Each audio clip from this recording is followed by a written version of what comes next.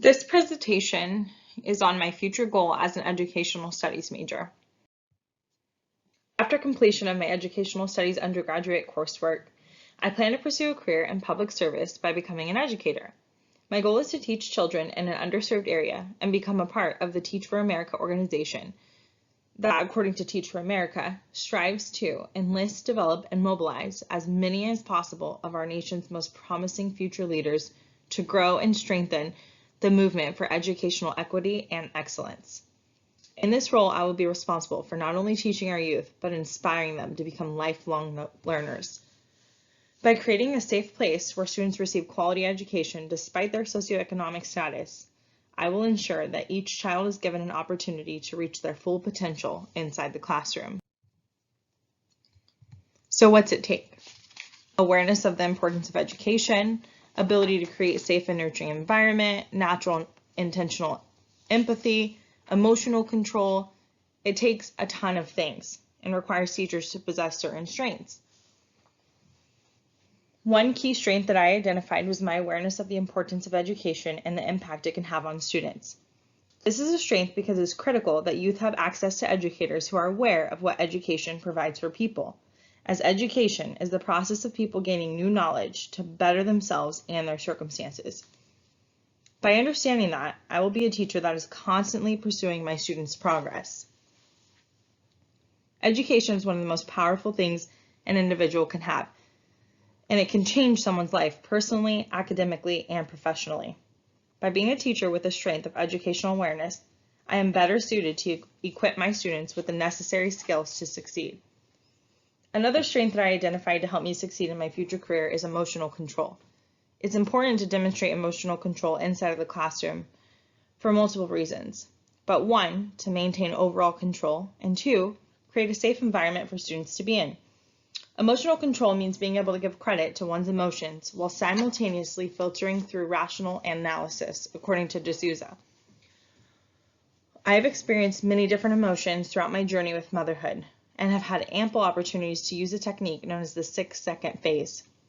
The 6-second phase is a technique that demonstrates emotional control. It ensures that my responses to situations give credit to my emotions, all while in fact being filtered through rational analysis. This is a strength because as a teacher, it will help navigate emotions to make better and more sound decisions for my students in difficult or high stress situations. Some other strengths are the ability to create and maintain relationships and experience serving and communicating with many different people. It's more impactful to have a teacher that can adapt to their students' needs, which is why my experience in serving different communities is a strength in this career field. Making a difference. I've always been interested in the mind and learning of a child. When I began to study and research how children learn and the impact people have on that learning, I decided that I wanted to become a teacher. I believe that's the one way to make a difference in as many lives as I can. I want to help students who don't have all the resources available. That's why I am choosing to become an educator in an underserved community. The future success of children and helping them realize their potential is what motivates me to be a teacher. Motivation can be just such a great thing. It can honestly make it happen. Having both intrinsic and extrinsic motivation can help anyone achieve their goals. My goal of becoming an educator requires a lot of skill, patience, and for me to learn from the best, which is why I decided to create a motivation board to help me stay on track, visualize my future, and make sure that my goals align with my values. Step 1 is to find and connect with a mentor who teaches in lower income communities through Teach for America. This would provide me the opportunity to learn from and alongside an individual who's in the exact role that I hope to be in. Identifying a mentor is key in educating me on my future career because it allows me to capture insight into the actions and attitudes needed to be successful in that role. While pursuing my goals, I want to work toward bringing out the best in me, and that means taking the time to focus on what my innate abilities and strengths are, which will have a significant impact on how I can get to where I want to be. During a period of self-reflection, which I hope happens often, I plan to use my strengths to make improvements to my goals and details of how to accomplish them. Bringing the best out of myself will help me reach my goals quicker and with a more positive attitude. I know that during my pursuit to becoming a teacher, I'm certain to face many challenges, especially while student teaching. It's important for me to take each challenge one step at a time. Like I said, motivation can make it happen. Charting my future in life is important because it helps identify what my motivations are, meaning my short-term and long-term goals. It also helps me to stay on track to achieving them and ensuring that my career and professional goals align with my values. By investing in the planning process, I know exactly how to get from where I currently am to where I hope to be. Planning provides many opportunities for me to look at the steps I'm taking and reassess them along the way if I need to. As a future teacher, I'm motivated to always be the best version of myself for the students I teach and the educators of the future. For me to do that successfully, I have to be willing to make changes.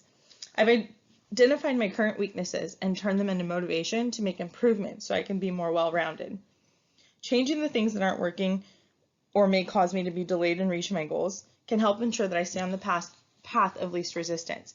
I hope that my motivation turns into motivation from my future students.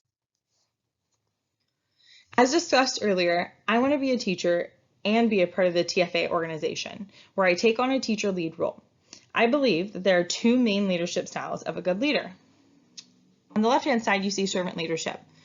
Servant leaders consider the needs of others, they serve so that others succeed, they encourage people improving themselves, their work, their goals, and they try to remove barriers of learning. On the right-hand side, you see transformation leadership. Those leaders want to transform the future. They have a collaborative approach. They empower their colleagues. They don't belittle them or feel superior to them. They participate in collective goal setting, and they always are trying to develop people. There's a servant leadership, obviously, which we talked about, which typically happens in the classroom. And it's based off the whole idea that a great leader must first serve others, and that this simple fact is central to his or her own greatness. Then the transformative leadership. As we discussed, it's mostly seen among peers and encourages collaboration. As a future educator, I will use a servant leadership style to always put the needs of my students first, which is imperative to their success. I believe this style of leadership will also encourage them to take control of their learning and facilitate the improvement in areas both academically and personally. Servant leaders help remove barriers and teach people that they are in fact able. As a future teacher lead, I will use transformative styles to help develop people. Research has shown that teachers who have a leader like this increase their own teacher performance, which means that more students have access to quality educators. Speaking of quality educators, meet these three inspirational leaders. They are leaders in education. Maria Montessori is on the left, Salman Khan is in the middle, and Kenneth Robinson is on the right-hand side. Maria was a true pioneer in the world of education, but especially early childhood education, which is my field of interest. She went to school to become a physician, and while teaching, she actually took a special interest in the poor and working class children. Hello, I want to work in underserved areas. She came to understand that intelligence was present in all children despite their backgrounds or socioeconomic statuses. She was a huge advocate for both normal and disabled children, and she created a theory that their lack of support caused their delinquency in certain areas. This is why she's an inspiration to me. She believed that all children deserve to receive education by qualified teachers, despite their statuses, their disabilities, their color, anything. The footwork that Maria did and the methods she created has inspired and motivated me to work with children, especially those who come from poor and working class families. It is my belief, like hers, that with the right educators, all children can have the same opportunity to academically succeed. Kenneth Robinson, who's on the right, is a former professor who has worked tirelessly to develop the philosophy that if we ignore creativity in education, it's harmful to a student. He advocates for programs such as art, music, and drama, and takes every opportunity to educate other educators on the significance of creativity in the classroom. He's done a ton of TED Talks that have all reached over millions of views. By allowing children to participate in different methods of learning, we give them an opportunity to express themselves and learn in ways that may work best for them. His advocacy is inspirational. and something that I'm often interested in watching, especially on TED Talks, to learn ways to captivate my audience so that they also want to advocate for children. The last inspirational educational leader is Mr. Khan. He has and continues to inspire me. A few YouTube videos that were initially created to help a family member learn algebra actually encouraged him to start the Khan Academy, which is a free online program that offers thousands of learning videos to students and teachers across the globe. This not only supplies alternate lessons for students, but it's an additional resource for educators, and it lets people learn at their own pace. In fact, my accounting teacher uses Khan Academy videos to teach us lessons in a different way than he taught us on his video. It's been critical in my success in that class. Empathy and advocacy. Implementing empathy and advocacy as a future educator is so important to create a meaningful experience for students and support their learning.